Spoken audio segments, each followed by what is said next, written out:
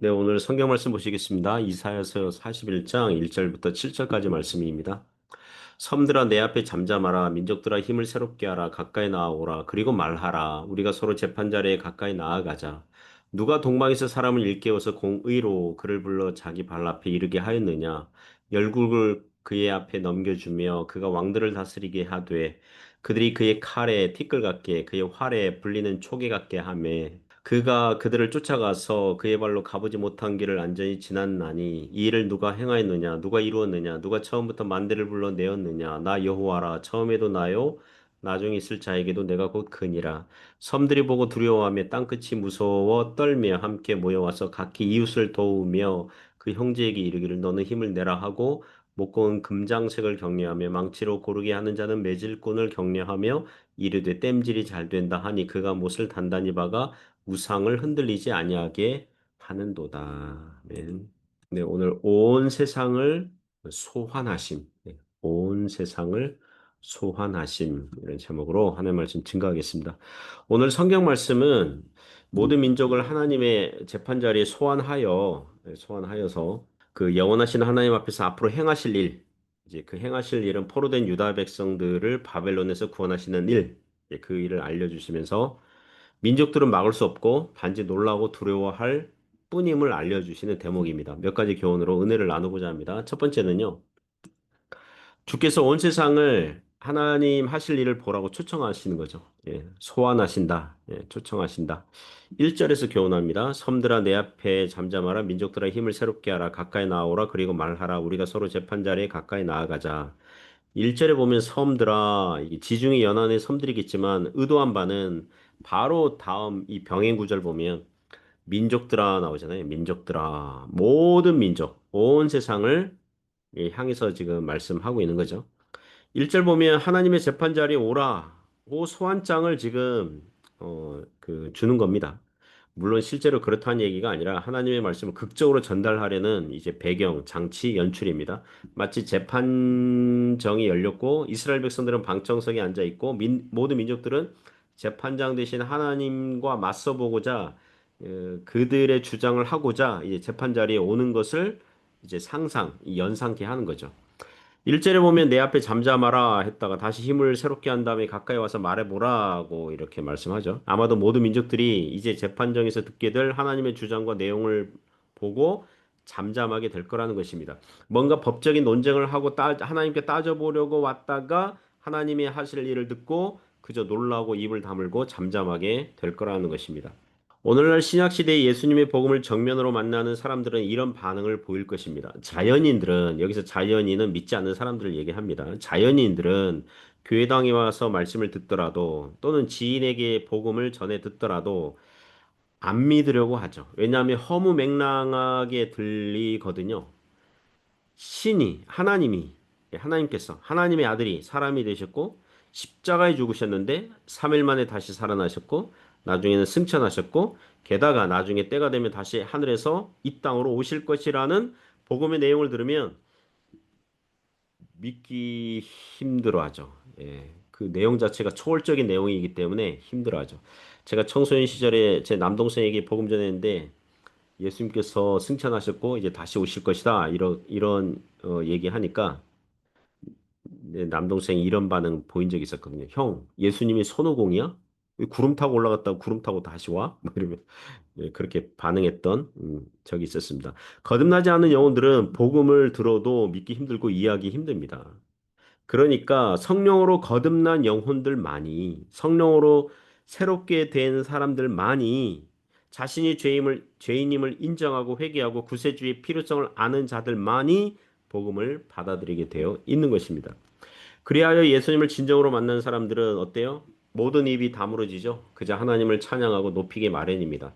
그저 나 같은 죄인을 살리신 주님의 은혜에 감사하며 찬양하게 될 뿐이에요. 그런 면에서 신자들은 부지런히 할 수 있는 대로 아직 주님을 모르는 사람들에게 복음을 전하고 소개하고 성경 말씀을 알려주시기 바랍니다.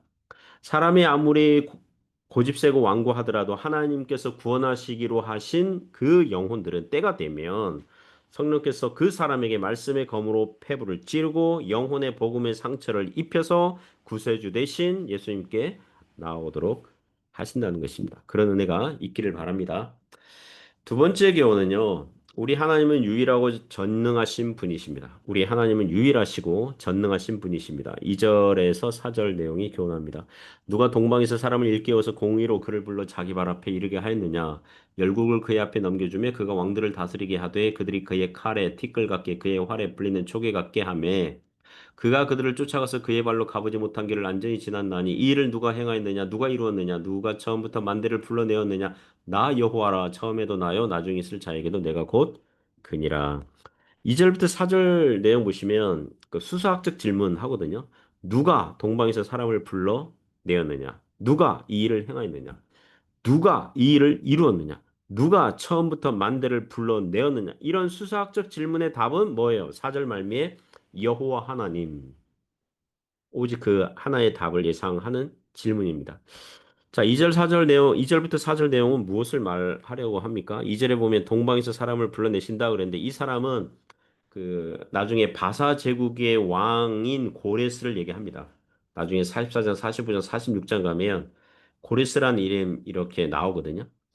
이사야 선지자가 BC 8세기에 기록되는데 우리는 그렇게 믿고 있는데 어떤 신학자들은 훨씬 그 이후에 왜냐하면 고레스 왕이 그 이사야 때로부터 약 160년 후 160년에서 200년 그 사이 그 이후에 등장하거든요. 그러니까 어떤 이 신학자들은 고레스가 활동하던 혹은 그 이후 세대에 그 시대에 이사야서가 기록되었을 것이다. 이렇게 의문을 제기하거든요. 예, 그런 학자들은 자기도 모른 채 하나님의 능력을 제한하는 셈이죠. 하나님께서 왜 그 이름을 미리 알려주실 수 없다고 생각합니까? 그렇잖아요. 미리 알려주실 수 있잖아요. 열왕기상 13장 2절 보면 북왕국 이스라엘 여로보암 왕이 금송아지 제단을 만드니까 하나님께서 선지자를 보내셔서 책망하신 내용이 나오거든요. 그때 그 시대로부터 약 200년 후에 등장하게 될 요시아 왕의 이름을 예언하는 장면이 있어요. 거기서도 약 200년 후에 올 사람의 이름을 선지자가 언급을 해요. 그리고 무엇보다 이사야서에서는 특히 7장에 약 700년 이후에 오시게 될 예수 그리스도께서 처녀가 잉태하여 아들을 낳을 것이니 그 이름을 임마누엘이라 하리라 이런 예언을 한 선지서예요. 그러니까 하나님께서 후에 동방에서 사람을 일깨워서 포로된 유다 백성들을 구원하는 구원자로 얼마든지 사용하실 수 있다는 것입니다. 그러면서 고레스 왕은 앞으로 오실 구원자 예수 그리스도를 구약 시대에서 예표하는 사람들 중에 하나예요. 그렇다고 그래가지고 고레스가 무슨 구원받은 신앙인이란 말이 아니라 이 구원자의 역할 면에서 그렇다는 것입니다. 하나님께서 고레스를 역사 속에 등장시키셔서 그에게 열국을 넘겨주시며 2절 보면 그렇게 나오죠. 그가 왕들을 다스리게 하되 실제로 바사 제국은 페르시아입니다. 페르시아 제국. 우리 세계사 배울 땐 페르시아. 성경에는 바사 제국 그래요. 바사. 고레스 왕, 이게 영어로 하면 키루스 왕. 바벨론은 물론 애굽, 루디아 왕국, 갑바도기아 왕국들을 차례차례 정복하게 돼요. 그들이 여러 나라들이 그의 칼에 고레스의 칼에 티끌 같게 그의 활에 불리는 초계 같게 하매 그가 그들을 쫓아가서 고레스가 여러 왕들을 추격해가지고 그의 발로 가보지 못한 길을 안전히 지났나니 가보지 못한 땅들을 점령하게 된다는 것입니다. 사절에 질문하죠. 이 일을 누가 행하였느냐? 누가 이루었느냐? 역사 속에서 어느 한 사람을 강하게 하시고 주변 여러 나라들을 정복하게 하는 일을 하게 하셔서 세워주시는 일을 누가 행하시느냐? 여호와 하나님이시라는 것입니다. 자, 이제 초점은 하나님께로 향하면서 이런 질문 계속합니다. 4절 보면 누가 처음부터 만대를 불러내었느냐? 누가 처음부터 만대를 불러내느냐? 만대.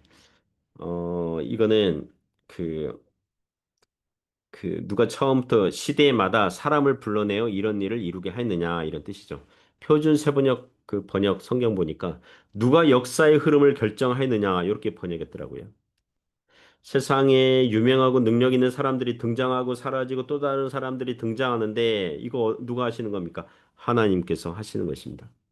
역사의 주인은 강대국이나 용사들이 주도하는 게 아니라 우리 하나님께서 주관하시는 줄 믿습니다. 사절을 계속해서 보시면 나 여호와라 처음에도 나요 나중에 있을 자에게도 내가 곧 그니라 나는 처음이요 나중이니라 이런 성경 구절을 떠올리게 하죠. 처음부터 하나님께서 역사하셨고 그리고 끝날에도 하나님께서 행하실 거라는 거예요. 영원하신 하나님, 유일하신 하나님, 전능하신 하나님을 알려주고 있다는 것입니다. 이 이사야 선지서는 이 구약교회 유다 백성들이 그 1차 독자거든요. 유다 백성들이 이제 읽게 돼요. 이렇게 듣는 거죠. 고레스 왕이 이사야서를 읽었을 리 없죠. 그죠? 예, 그럴 가능성 별로 없죠. 뭐 그 후에 뭐 들었을 수는 있을 거예요.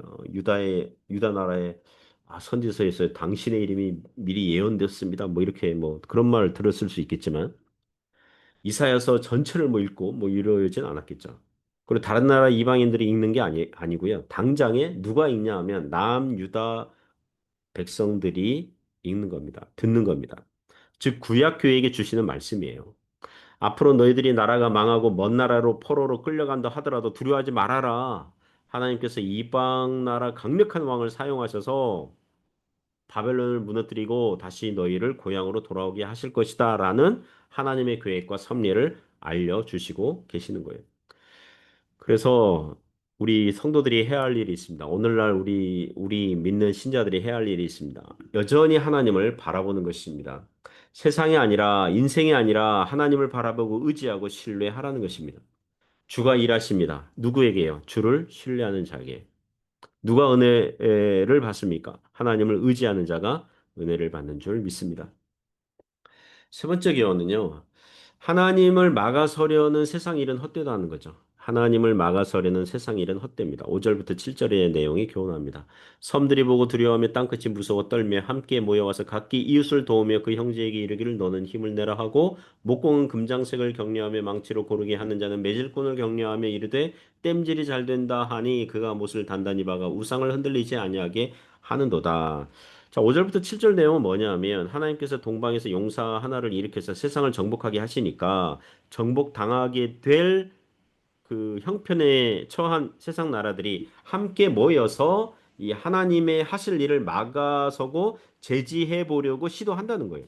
하나님을 막아서려는 일들이 무엇입니까? 목공과 7절 보면 목공과 매질꾼을 격려해 가지고 우상 신상을 정성스럽게 만드는 일이라는 것입니다. 세상 여러 나라 흥망성쇠를 보면 예를 들면은 자기 나라가 외부 세력에게 공격을 당하고 나라가 망할 것 같으면 자기들이 믿는 신 또는 종교에 의지해서 종교적인 조각품을 정성스럽게 과도하게 집착하여 만드는 일들을 해왔죠.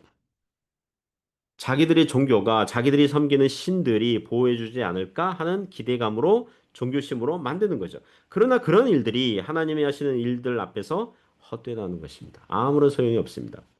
하나님께서 역사하시면 그걸로 정해지고 끝나는 거예요. 세상 나라들의 행동이 시편 2편 1절에서 4절 말씀 떠올리게 하죠. 어찌하여 이방 나라들이 분노하며 민족들이 헛된 일을 꾸미는가? 세상의 군왕들이 나서며 관원들이 서로 꾀하여 여호와와 그의 기름 부음 받은 자를 대적하며 우리가 그들의 맨 것을 끊고 그의 결박을 벗어 버리자 하는도다. 하늘에 계신 이가 웃으시며 주께서 그들을 비웃으시리로다. 사랑하는 성도 여러분, 이와 같은 말씀은 교회로 하여금 믿는 우리로 하여금 계속해서 복음을 증거하는 일, 교회로 모이는 일, 예배드리고 성도의 교제하는 일, 하나님을 배우고 아는 일에 부지런하라고 격려하고 있는 것입니다. 세상은 두려워하는 일이 있으면 온갖 우상 숭배와 주술 행위에 빠져요. 소위 운명과 팔자를 주술을 의지하여 고쳐보려고 하죠. 그러나 모든 것이 하나님의 주권과 섭리 안에 있습니다. 그렇죠? 사람들은 자꾸 우상신을 의지하려거나 아니면 자신의 합리적인 이성적인 생각과 판단을 의지하려고 하거든요. 인간은요, 하나님 없으면 아무것도 아닙니다. 헛된 인생이에요. 그러므로 또 우리 주변에 지인들이 가족 중에 믿지 않는 사람들이 있다면 주님께 돌아오는 역사가 있길 원합니다. 하나님께 돌아오는 사람들이 더 많아지길 원합니다. 그리고 우리는 믿는 신자들은 계속해서 하나님을 의지하고 붙들고 바라보시기 바랍니다.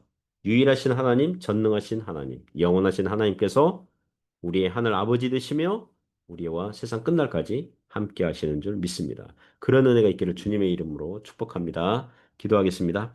하나님 아버지 감사합니다. 주님 바라봅니다. 전능하신 하나님, 또 인격적이신 하나님, 사랑의 하나님을 붙들며 오늘도 믿음으로 살아갈 수 있도록 함께하여 주옵소서. 예수님 이름으로 기도드립니다. 아멘.